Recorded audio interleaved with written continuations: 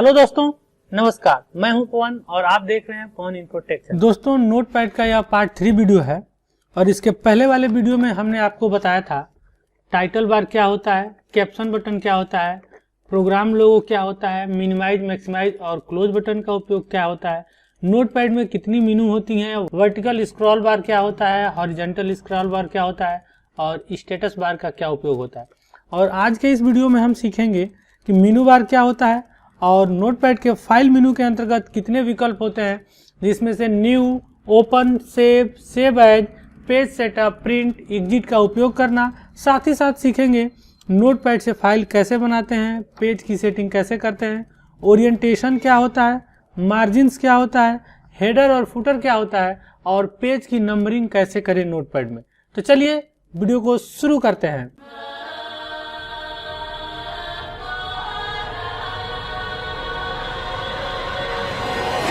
मेनू बार के अंतर्गत सबसे पहले हम सीखेंगे फाइल मेनू को। जैसे ही हम फाइल मेनू को क्लिक करते हैं तो देखें एक मेनू खुलकर यहाँ पर आ जाती है, जिसमें कुछ लिस्ट नजर आ रही है, जैसे new, open, save as, page setup, print, exit. और यहीं पे राइट हैंड साइड में देखें तो इनके शॉर्टकट भी नजर आ रहा है।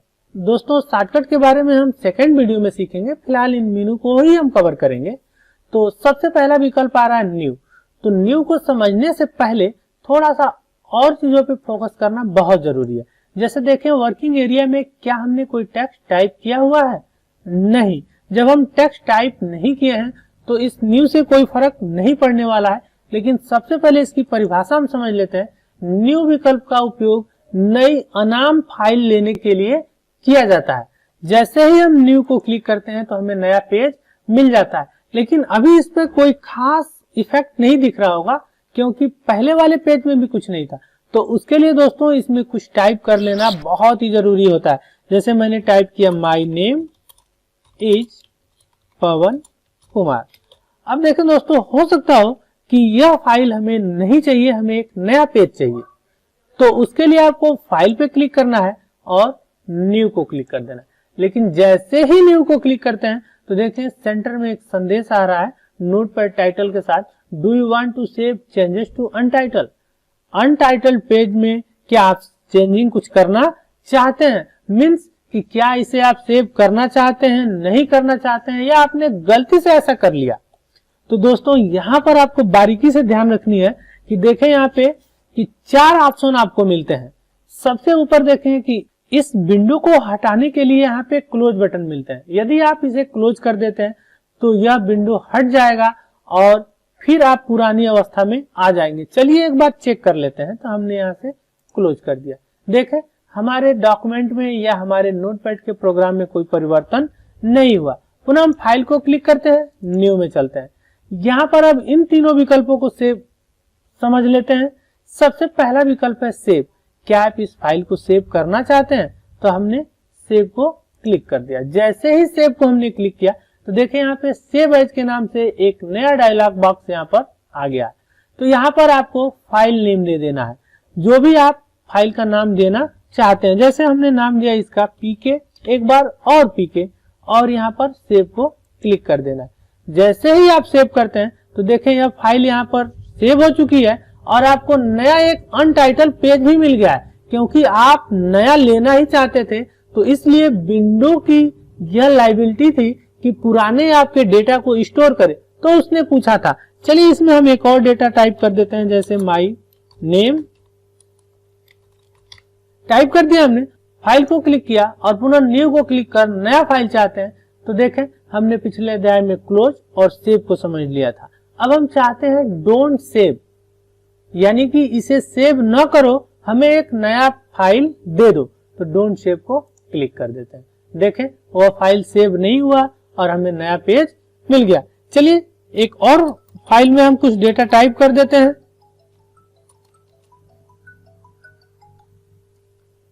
टाइप करने के बाद पुनः फाइल को क्लिक करते हैं और न्यू। तो देखें 1, 2, 3 विकल्प हमने क्लियर कर लिया था। अगला विकल्प है कैंसल। तो ये बिल्कुल ही क्लोज के जैसे काम करता है कैंसल, यानी कि इस विंडो को आप हटाना चाहते हैं तो आप इसे कैंसल कर सकते हैं। देखें आपको पुरानी अवस्था में भेज दिया जाएगा। तो इस प्रकार दोस्तों जैसे ही हम बिना सेव किए गए फाइल के अंतर्गत न्यू फाइल लेना चाहते हैं तो वहां पे हमें 4 विकल्प मिलते हैं और चारों विकल्पों को हमने क्लियरली समझ लिया है। अगला विकल्प आता है हमारा ओपन। ओपन की सहायता से हम पुराने किसी भी फाइल को ओपन कर सकते हैं, उसे देख सकते हैं, उसमें कुछ परिवर्तन कर सकते हैं। तो हमने ओपन को क्लिक किया। जैसे हमने ओपन किया फिर देखें कि अभी अभी जो हमने एक फाइल तैयार किया था तो फिर पूछ रहा है कि क्या आप उसे चेंज करना चाहते हैं कि नहीं। तो फिलहाल मैं इसे डोंट सेव करूंगा, मुझे सेव नहीं करना है, तो हमने डोंट सेव कर दिया। जैसे हमने डोंट सेव को क्लिक किया देखें ओपन का विकल्प यहाँ पर आ गया। अब आपको कौन सी फाइल ओपन करनी है यहाँ से पसंद कर लें। मान लेते हैं कि हमें यह पीके वाली फाइल, हमने सेलेक्ट किया और ओपन। देखें फाइल ओपन हो चुकी है। तो इस प्रकार हमने सीखा न्यू का उपयोग नया फाइल लेने के लिए, ओपन पुरानी फाइलों को देखने के लिए। तो फिलहाल फिर से हम नया कर लेते हैं। अब हम इसमें टाइप करना चाहते हैं जैसे अपने चैनल का नाम पवन इन्फो टेक। अगला विकल्प है हमारा सेव। सेव का अर्थ है सुरक्षित, यानी कि जो फाइल आपने बनाया इसे कंप्यूटर में सुरक्षित करना चाहते हैं तो आप सेव को क्लिक करें और जैसे सेव को क्लिक करेंगे सेव एज का यहाँ पर डायलॉग बॉक्स आ जाएगा। अब सेव एज के अंतर्गत थोड़ी सी और चीजें आपको सीखनी होगी। यदि आप नोटपैड की डिफॉल्ट एक्सटेंशन TXT में फाइल को सेव करना चाहते हैं तब तो आपको यहाँ कुछ करना नहीं है, फाइल नेम के अंतर्गत अपना फाइल नेम टाइप कर देना है। दोस्तों कुछ लोग क्या करते हैं कि अभी देखें फाइल नेम के अंतर्गत star.txt ऑटो सेलेक्ट है, तो यहाँ पे कंप्यूटर के कीबोर्ड से बैक बटन प्रेस करते हैं। उन्हें अच्छे से सिखाया नहीं गया है, बताया नहीं गया है। यूट्यूब पे भी हम देखते हैं बहुत सारे लोगों की वीडियो वो भी ऐसा ही करते हैं, या फिर नोटपैड के अंदर कोई टेक्स्ट टाइप करते हैं तो बोलते हैं कि अपन ने ये लिखा, हमने ये लिखा, आप भी ये लिखो। भाई कंप्यूटर से हम काम कर रहे हैं, लिख नहीं रहे हैं, हम टाइप कर रहे हैं। जब हम प्रोग्राम लिखते हैं तब उस समय बोलते हैं लिखना, कंप्यूटर में हम डिजिटली कीबोर्ड से टाइप करते हैं। तो ध्यान रहे दोस्तों, यहाँ पर आपको बैक बटन भी नहीं दबाना है और लिखना भी नहीं है। यहाँ पर आपको सिंपली अपने फाइल का नाम टाइप करना है, ऑटोमेटिक ये हट जाएगा। सेलेक्ट तो ऑलरेडी है तो आप टाइप कीजिए ना। तो चलिए हम अपने फाइल का नाम पवन कर देते हैं, PAWAN। जैसे ही हमने P दबाया था सभी के सभी कैरेक्टर वहां से गायब हो चुके थे। लेकिन दोस्तों हमने बताया कि आप नोटपैड की डिफॉल्ट एक्सटेंशन .txt में फाइल को सेव करना चाहते हैं तब, लेकिन यहीं पर आप इसे दूसरे एक्सटेंशन में सेव करना चाहते हैं तो उसके लिए देखें यहाँ पे सेव एज का टाइप बना हुआ है। यहाँ पे देखें टेक्स्ट डॉक्यूमेंट star.txt नजर आ रहा है। इसके ड्रॉप डाउन बटन या इस पर जब आप क्लिक करते हैं तो एक विकल्प आता है ऑल फाइल्स। ऑल फाइल्स पे क्लिक करके आप इसे अलग भी रूप दे सकते हैं, लेकिन फिलहाल हम इसे टेक्स्ट डॉक्यूमेंट रखेंगे। अभी हम एक आपको ऑटोबैट फाइल बनाकर दिखाएंगे तो इसका मतलब हम आपको सिखाएंगे। फिलहाल इसे हम कर देते हैं सेव। जैसे हमने सेव को क्लिक किया देखें हमारी फाइल यहाँ पर सेव होकर आ गई है और साथ ही साथ देखें कि यहाँ पर नोटपैड के टाइटल बार पर हमारे फाइल का नाम प्रदर्शित होने लगा। इसका अर्थ है कि अभी हम इस फाइल के अंतर्गत काम कर रहे हैं। चलिए इसमें कुछ और नाम टाइप कर देते हैं जैसे कि पवन कुमार। अब अगला हमारा विकल्प है सेव एज। तो हमने फाइल को क्लिक किया और सेव एज। सेव एज का मतलब है सुरक्षित करें, लेकिन कैसे? तो ध्यान रहे दोस्तों, सेव एज विकल्प का उपयोग उसी फाइल को दूसरे नाम या दूसरे लोकेशन पर सेव करने के लिए। तो अभी देखिए उस फाइल का नाम ऑटो सेलेक्टेड आ रहा है पवन। आप चाहते हैं उसके नाम में कुछ परिवर्तन हो जाए तो आप यहाँ पर स्पेस देकर कोई भी नाम टाइप कर लें। जैसे हमने दिया पवन इन्फो और हमने सेव को क्लिक कर दिया तो देखेंगे यहाँ पे एक और दूसरी फाइल आ गई है। यदि आप एक और चाहते हैं तो फाइल मेन्यू को क्लिक करें, सेव एज को क्लिक करें और यहाँ पे स्पेस देकर फाइल के नाम में कुछ भी यहाँ पर परिवर्तन कर दें और सेव को क्लिक कर दें। जैसे ही करते हैं देखें यहाँ पे फाइल सेव हो गई है। इन सभी फाइलों को ओपन करके अगर जो देखते हैं तो सेम डेटा होगा। साथ ही साथ सेव एज का उपयोग उसी फाइल को दूसरे लोकेशन पर सेव करना चाहते हैं तो सेव एज का उपयोग करते हैं। जैसे देखिए अभी डेस्कटॉप पे था, हम चाहते हैं कि यह किसी अन्य ड्राइव में हो, जैसे कि एफ ड्राइव में हो, तो हमने एफ ड्राइव को सिलेक्ट रखा और सेव को क्लिक किया। जैसे हमने ऐसा किया जाके देखेंगे अपने कंप्यूटर के एफ ड्राइव में तो यह फाइल वहां पर सेव हो चुकी है। इसे डबल क्लिक करके आप ओपन भी करके देख सकते हैं। चलिए इसे क्लोज कर लेते हैं, इसे भी क्लोज कर लेते हैं। पुनः फाइल के अंतर्गत चलते हैं अगला हमारा विकल्प आता है पेज सेटअप। पेज सेटअप को समझने से पहले दोस्तों हम यह समझ लें कि नोटपैड के अंतर्गत इतना ही डेटा तो हम प्रिंट करेंगे ही नहीं, और भी डेटा हमारे पास होना चाहिए। तो चलिए फिलहाल इसे हम सिलेक्ट करके अपने कंप्यूटर के कीबोर्ड से डिलीट की प्रेस कर देते हैं। इसके लिए अन्य जगह हमने कुछ डेटा को रखा हुआ है, उसे कॉपी करके यहाँ पर पेस्ट कर ले रहे हैं। देखें यहाँ पे नजर आने लगा। तो ऐसे बहुत ज्यादा कंटेंट हो तब आप प्रिंट करें। आप चाहें तो कम पे भी प्रिंट कर सकते हैं, ऐसा नहीं है, लेकिन फिर भी छोटे छोटे कंटेंट क्यों प्रिंट करेंगे। हम कोई ना कोई इसमें टेक्स्ट टाइप करेंगे, कोई डॉक्यूमेंट टाइप करेंगे तो थोड़ा लंबा होना चाहिए, इसलिए हमने यहाँ पर लंबा लाके रख दिया हुआ है। अब फाइल को क्लिक करते हैं और यहाँ पर देखें पेज सेटअप। तो पेज सेटअप को जैसे ही क्लिक करते हैं पेज सेटअप का एक यहाँ पर विंडो खुलकर आ जाता है, जिसमें सबसे पहले पेपर के अंतर्गत हम सीखते हैं साइज। दोस्तों सबसे ज्यादा डिफॉल्ट रूप में उपयोग होने वाला पेपर का साइज है A4। तो यहाँ पे आप A4 ले लें या आपके वहां जो भी पसंदीदा पेपर चल रहा है उसे पसंद कर लें। मैंने A4 ले लिया। यहाँ पे सोर्स विकल्प हाईलाइट नहीं हो रहा है। दोस्तों आपके कंप्यूटर में जो प्रिंटर इंस्टॉल होगा और उसमें से पेपर को दो जगह रखा जाता हो, मीन्स की कई ऐसे प्रिंटर आते हैं जैसे HP DeskJet M1005, उसमें दो जगह कागज को लगा सकते हैं, एक ऊपर की तरफ से और एक नीचे स्थिर रहता है। तो जिस प्रिंटर में दो जगह से कागज लगाए जाते हैं तो वहां पे सोर्स विकल्प हाईलाइट होता है और पूछा जाता है कि कौन से सोर्स यानी कि कौन से ट्रे से कागज को आपको लेना है, नीचे से या ऊपर से। तो आप इसे सिलेक्ट करते हैं। फिलहाल इसमें प्रिंटर वो इंस्टॉल नहीं है, इसलिए विकल्प हाईलाइट नहीं हो रहा है। अगला विकल्प आता है हमारा ओरिएंटेशन। ओरिएंटेशन में कागज का जो स्वरूप हो उसकी प्रिंटिंग कैसे हो, पोर्ट्रेट या लैंडस्केप। दोस्तों इसकी वीडियो हमने MS Paint पार्ट 2 बनाई हुई थी, उसमें बहुत ही अच्छे से बताया है। आप एक बार जाकर वहां पे ओरिएंटेशन के बारे में देख लेंगे उस वीडियो को, तो हम गारंटी देते हैं कि ओरिएंटेशन में आपको कभी प्रॉब्लम होगी ही नहीं। आप इसके बाद कोई भी सॉफ्टवेयर सीखेंगे तो ये आएगा, लेकिन आपको प्रॉब्लम नहीं आएगा। फिलहाल समझ लेते हैं। देखें यहाँ पे पोर्ट्रेट कुछ इस तरह के शेप में नजर आ रहा है, और जैसे ही आप लैंडस्केप को क्लिक करते हैं देखें इसका स्टाइल बदल गया है, हॉरिजॉन्टल में हो गया है। तो फिलहाल सभी के सभी डॉक्यूमेंट पोर्ट्रेट में प्रिंट किए जाते हैं। और मेरी सलाह माने ऊपर देखें कुछ टेक्स्ट सजेस्टेड हो रहा है, उस वीडियो को भी आप देख लें, जिससे कि प्रिंटिंग करना और ओरिएंटेशन को आप अच्छे से समझ सकें। साथ ही साथ मार्जिन के अंतर्गत देखें यहाँ पे इंचेज में नजर आ रहा है कि आप पेपर पर साइड में मार्जिन कितना छोड़ना चाहते हैं। तो देखें ऑलरेडी यहाँ पे 0.75 लेफ्ट साइड से छोड़ा गया है और राइट साइड से भी 0.75, टॉप से 1 इंच और बॉटम से 1 इंच। दोस्तों कभी कभी क्या होता है, कई लोग 2 इंच भी छोड़ देते हैं। तो देखें यहाँ पे जैसे हमने टॉप 2 किया तो देखें यहाँ जगह कुछ एक्स्ट्रा खाली हो गया। यदि आप नहीं चाहते हैं तो आप इसे 0 भी रख सकते हैं, लेकिन डिफॉल्ट तौर पे कुछ रेयर केस में ऐसे होते हैं कि पूरे के पूरे पेज पर नहीं आते हैं। यह विंडो की खासियत होती है कि थोड़ा जगह छोड़कर ही प्रिंट करता है, तो बिल्कुल ही आप इसे 0 नहीं कर सकते हैं। अगला हमारा विकल्प आता है हेडर एंड फुटर। दोस्तों हेडर एंड फुटर की सेटिंग करने से पहले हमें समझना होगा कि हेडर क्या है और फुटर क्या है। तो चलिए इसे समझ लेते हैं। तो हेडर एंड फुटर एक टेक्स्ट है जो किसी डॉक्यूमेंट के टॉप एंड बॉटम मार्जिन में दिखाई देता है।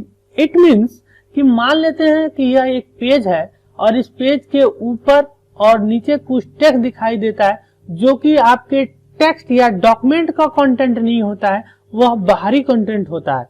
चलिए उसका हम एक लाइव टेस्ट देख लेते हैं कि इसका उपयोग हम कैसे करते हैं। दोस्तों आमतौर पर पहले से ही हेडर एंड फुटर के अंतर्गत कुछ फंक्शंस बने होते हैं, जैसे कि अभी आप देख पा रहे हैं यहाँ पे %F और नीचे पेज %P नजर आ रहा है। तो फिलहाल इसे हम ऐसा ही रहने देते हैं और ओके को क्लिक कर देते हैं। दोस्तों यदि हम हेडर एंड फुटर को समझ जाते हैं तो इन सभी विकल्पों को हम समझ जाते हैं। यहाँ पर प्रीव्यू के अंतर्गत जो भी हमने मार्जिन के अंतर्गत सेटिंग किया होगा या ओरिएंटेशन में उसे दिखाया जाता है।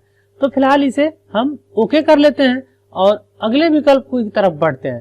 तो हमने फाइल को क्लिक किया और अगला विकल्प है हमारा प्रिंट। हम यदि डॉक्यूमेंट की प्रिंटिंग करना चाहते हैं या फिर उसका प्रीव्यू ही देखना चाहते हैं कंप्यूटर डिजिटल के रूप में तो कर सकते हैं। तो हमने प्रिंट को क्लिक किया और प्रिंटिंग करना हमने MS पेंट के ही ट्यूटोरियल में बहुत अच्छे से बताया है, आप एक बार उस वीडियो को जरूर देख लें। तो इसमें सबसे पहले दोस्तों देखें यहाँ पे जनरल के अंतर्गत सेलेक्ट प्रिंटर का ऑप्शन यहाँ पे नजर आ रहा है, जिसके अंतर्गत आप अपने कंप्यूटर में इंस्टॉल प्रिंटर का सिलेक्शन कर लें। देखें दोस्तों, इसमें कोई भी प्रिंटर इंस्टॉल नहीं है, ये ऑफिस की तरफ से सेंड टू OneNote 2016 है और कंप्यूटर में डिजिटल रूप में माइक्रोसॉफ्ट एक्सप्रेस डॉक्यूमेंट राइटर मौजूद रहता है और फैक्स। यदि आप अपने कंप्यूटर में प्रिंटर इंस्टॉल नहीं किए हैं तो यहाँ पर वो प्रदर्शित नहीं होगा। फिलहाल हमें एक्सपीएस के अंतर्गत ही इसे प्रिंट करना है, तो हमने इसे एक्सपीएस को क्लिक कर दिया। एक्सपीएस को क्लिक करने के बाद देखें यहाँ पे इसका स्टेटस नजर आ रहा है कि यह रेडी है। आप किसी भी विकल्प को क्लिक करते हैं तो उससे संबंधित सूचना मिलती है, लेकिन यहाँ पर दूसरा कोई मौजूद नहीं है, इसलिए रेडी में दिख रहा है क्योंकि ये कंप्यूटर में ही मौजूद रहता है। अब हमने माइक्रोसॉफ्ट एक्सप्रेस डॉक्यूमेंट राइटर को क्लिक कर दिया है। यहाँ पर यदि आप इसे फाइल के रूप में प्रिंट करना चाहते हैं बिना एक्सटेंशन के, तो प्रिंट टू फाइल को आप क्लिक कर सकते हैं। लेकिन दोस्तों ऐसा हम नहीं चाहते हैं, इसे हम अभी प्रिंट करके सबसे पहले देखेंगे। तो हमने फिलहाल माइक्रोसॉफ्ट एक्सप्रेस डॉक्यूमेंट राइटर को सिलेक्ट रखा और अप्लाई को क्लिक कर प्रिंट को क्लिक किया। जैसे ही हमने प्रिंट को क्लिक किया तो देखें यहाँ पे कह रहा है सेव द फाइल एज, और यहाँ पे फाइल का नाम पूछा जा रहा है। तो सबसे पहले हम लोकेशन डेस्कटॉप लेंगे, जिसका प्रीव्यू हम यहीं पर तुरंत ही देख सकें। तो हमने फाइल नेम के अंतर्गत दिया pk और देखें यहीं पे सेव एज टाइप .xps नजर आने लगा है इसका एक्सटेंशन, इसे सेव को करना है। जैसे हमने सेव को क्लिक किया, देखें यहाँ पे pk नाम की एक फाइल नजर आने लगी है। अब इसे जैसे ही आप डबल क्लिक करते हैं यह एक्सप्रेस व्यूअर नाम के विंडो में ओपन हो जाता है। जैसे ही ये ओपन होता है तो देखें सबसे ऊपर इस फाइल के नाम को दिखाया जाता है पवन इन्फो टी। क्योंकि पवन इन्फो टेक टाइप करना था, लेकिन हमने इतना ही टाइप किया था फाइल का नाम, अभी हम चेंज कर लेंगे। अब यहाँ से नीचे की तरफ स्क्रॉल करें तो देखें यहाँ पे नजर आ रहा है पेज 1। फिलहाल इसे क्लोज करते हैं। इस पेज की संख्या को हम बढ़ाना चाहते हैं, तो दोस्तों अपने कंप्यूटर के कीबोर्ड से Ctrl+A पूरे टेक्स्ट को सिलेक्ट करने के लिए, Ctrl+C कॉपी करने के लिए और Ctrl+V। कई दफा हम इसे पेस्ट कर दे रहे हैं ताकि इसमें पेज की संख्या बढ़ जाए। अब फाइल के अंतर्गत चलते हैं और पेज सेटअप के अंतर्गत। दोस्तों अभी आपने देखा था हेडर में सबसे ऊपर नजर आ रहा था फाइल का नाम और नीचे पेज का नाम, तो इसकी जगह पे आप अपनी इच्छा अनुसार भी दे सकते हैं। अभी फाइल का नाम देखें पवन इन्फो टी नजर आ रहा है, जो कि एक्सपीएस में नजर आ रहा था। यहाँ पर देख पा रहे हैं, हम चाहते हैं कि मन चाहा नाम यहाँ पर आए, तो हम टाइप करते हैं पवन कंप्यूटर एजुकेशन इंस्टीट्यूट और फुटर में चाहते हैं हम पवन इन्फो टेक और ओके। पेज की सेटिंग हो गई। पुनः फाइल में चलते हैं और प्रिंट को क्लिक करते हैं। दोस्तों यहाँ पर आपको थोड़ा बहुत कंफ्यूजन हो रहा है, तो मैं बता दूं कि हमने पहले ही प्रिंटर को इंस्टॉल करना और प्रिंटिंग करना बखूबी बता दिया है। आप उस वीडियो को एक बार देखिए, ऊपर बार बार बताया जा रहा है कि टेक्स्ट सजेस्टेड हो रहा है, उसे आप क्लिक करके प्रिंटर कैसे इंस्टॉल करते हैं और प्रिंट कैसे करते हैं वो सीख लें। अगर जो आपने प्रिंटर इंस्टॉल कर लिया है अपने कंप्यूटर में तो उस प्रिंटर का नाम यहाँ आएगा, लेकिन यदि आप उसे हार्ड कॉपी में प्रिंट नहीं करना चाहते हैं तो आप सॉफ्ट कॉपी के रूप में माइक्रोसॉफ्ट एक्सप्रेस डॉक्यूमेंट राइटर के अंतर्गत सेव करके रख सकते हैं, जिसे भविष्य में कभी भी आप प्रिंट कर सकते हैं। तो फिलहाल हमने माइक्रोसॉफ्ट एक्सप्रेस डॉक्यूमेंट राइटर को सिलेक्ट रखा और इसी के साथ साथ दोस्तों इन विकल्पों को भी हम सीख लेते हैं। यहाँ पर दोस्तों पेज रेंजेस के अंतर्गत आल विकल्प ही नोटपैड के अंतर्गत काम करता है। चूंकि विंडोज में जितने भी प्रोग्राम या सॉफ्टवेयर आते हैं प्रिंटिंग के लिए पेज रेंज में all, selection, pages, current page, number of copies और कलेक्ट आता है, लेकिन नोटपैड के अंतर्गत ये चारों विकल्प काम नहीं करते हैं। एक्चुअल में काम नहीं करते हैं मतलब नहीं करते हैं। बहुत से लोग इसका मतलब बताते हैं लेकिन काम करके दिखाते नहीं, लेकिन सच यही है कि यह काम नहीं करता है। लेकिन इसका उपयोग जब हम अगले अध्याय में बढ़ेंगे तो उसमें इसका भरपूर आप उपयोग सीख सकते हैं। लेकिन चाहे तो इसकी उपयोगिता हम यहीं पर आपको बता सकते हैं। जैसे ऑल का अर्थ है कि जिस फाइल को आप प्रिंट कर रहे हैं उसमें के सभी कंटेंट को प्रिंट किया जाए, और दूसरा विकल्प सिलेक्शन का रहा है, यदि आपने किसी खास टेक्स्ट को या खास पेज को सिलेक्ट किया हुआ है तो सिर्फ उतना ही प्रिंट हो। और पेज का अर्थ है कि आप चाहते हैं जैसे एक पेज प्रिंट करें, फिर तीसरा नंबर का प्रिंट करें, फिर 5वां, फिर 10वां, मतलब आपकी इच्छा अनुसार पेज को प्रिंट करें। और करंट पेज का अर्थ होता है कि तत्कालीन पेज जो नजर आ रही है वो पेज प्रिंट होता है। तो ये आपको माइक्रोसॉफ्ट वर्ड के अंतर्गत हम सिखाएंगे, इसमें आपको टेंशन लेने की जरूरत नहीं है। नंबर ऑफ कॉपी का अर्थ है कि यदि आपका यह डॉक्यूमेंट 1 पन्ने का है या फिर 2 पन्ने का है तो उसकी 2 प्रतिलिपि तैयार हो। मान लेते हैं कि आपका डॉक्यूमेंट 3 पन्ने का हो और हमने यहाँ पर कॉपी दे दिया 3, तो यह 3 पन्नों का 3 बार प्रिंट होगा, यानी कि 9 पन्ना। पहला पन्ना होगा 3 बार, फिर दूसरा पन्ना 3 बार, फिर तीसरा पन्ना 3 बार।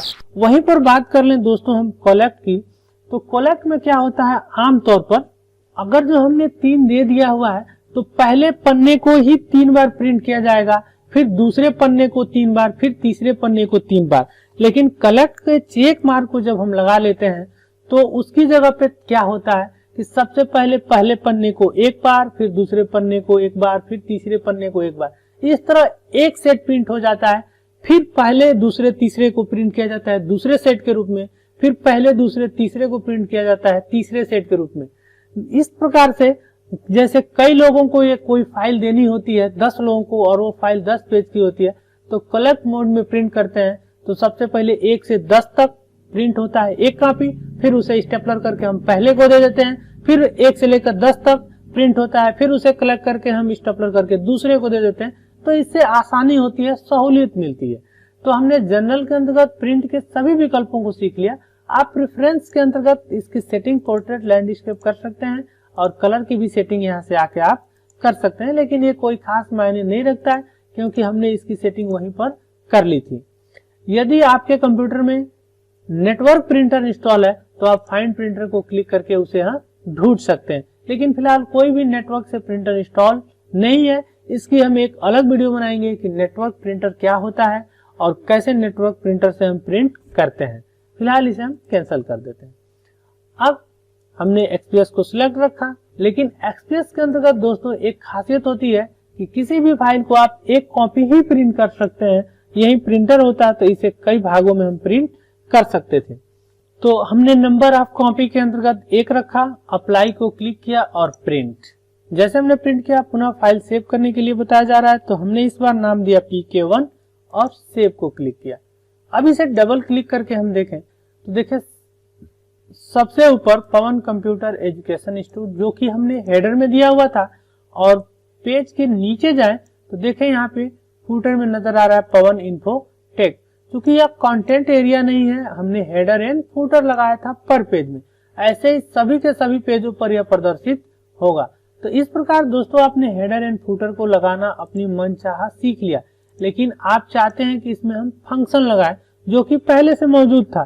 तो उसके लिए दोस्तों कंप्यूटर में पहले से ही फंक्शन बना के रखे गए हैं, जिसे आप स्क्रीन पर दिखाए गए इमेज में देख सकते हैं कि यहाँ पे कैसे दिखाया गया है। %D डेट के लिए, %T टाइम के लिए, %P पेज नंबर के लिए, %F फाइल नेम के लिए, और $& के लिए। और वहीं पर इसे कहां पर व्यवस्थित किया जाए, जैसे अभी आपने देखा था डबल क्लिक करके यह सेंटर में नजर आ रहा था, तो इसे आप लेफ्ट में व्यवस्थित करना चाहते हैं या राइट में, सेंटर में डिफॉल्ट रहता है तो उसके लिए %L, %C और %R काम करता है।